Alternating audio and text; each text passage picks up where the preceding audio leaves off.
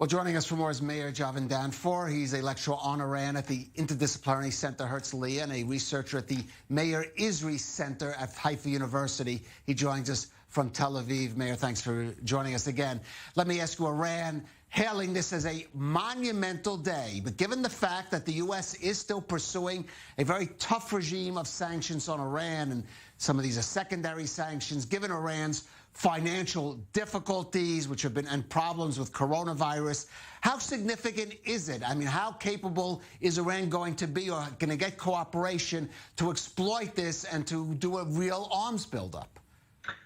First and foremost, in order to see why Iran sees it as a great accomplishment, is because President Trump failed. President Trump tried to get this, to get the international community, to get the UN not to go ahead. But basically the U.S. administration failed, and the Iranians see that on this issue it's the United States that is isolated and not Iran, which is why they see it, despite all the difficulties that you quite rightly mentioned, that's why they see it as a victory. Now, in terms of will Iran be able to take a great leap forward militarily and buy new weapons, but that depends first of all on geopolitics, secondly on economy. First of all, it depends where Iran-U.S. relations are going. Will the Chinese and the Russians want to lock horn with America by selling the latest and most advanced weapons? That's the geopolitical part, which again, I'm not so sure. And there's also the question of economy. Iran's economy, as you quite rightly said, is doing very badly. Will these countries want to sell weapons to Iran on credit? Or will they want cash up front? The Russians are tough negotiators when it comes to Iran. And again, that's not clear either, and I'm not so sure that they would be so willing to give Iran weapons on credit. So we really have to wait and see. But so despite all the bombast, I don't think the Iranians are about to get very, modern weaponry.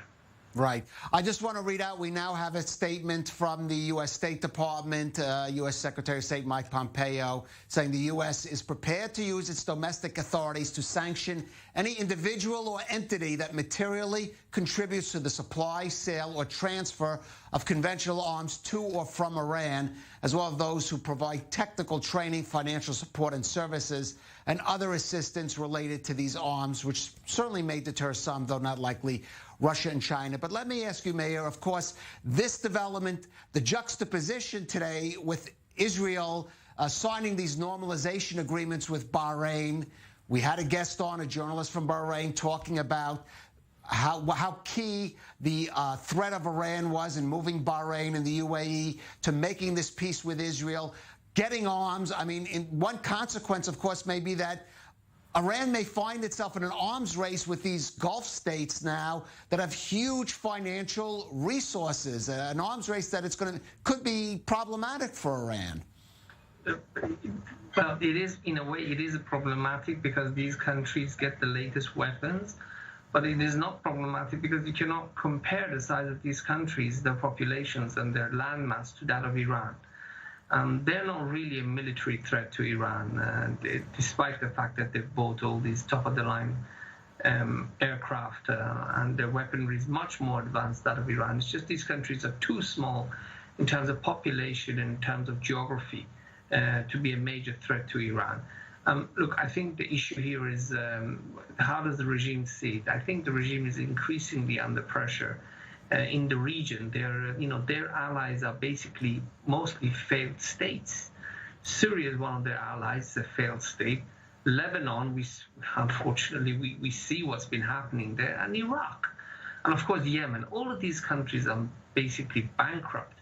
But here, it's, why isn't Iran changing? It's more due to domestic issues. You have the regime, which is run by hardliners. It's a dictatorship, being confronted by the government, which is more moderate, and the regime doesn't want to give up on its ideology, not just because, it believes in it, it's like epistemological belief, but also because it's economic interest. Once the regime gives up its ideology, it will be more difficult to hold on to its vast economic empire. So despite the fact that we are going forward with these peace deals with these countries, and I'm sure there are many people in Iran who want to join, I don't think the regime is about to change. We'll have to leave it at that. Meir Javedanfar, thank you for joining us on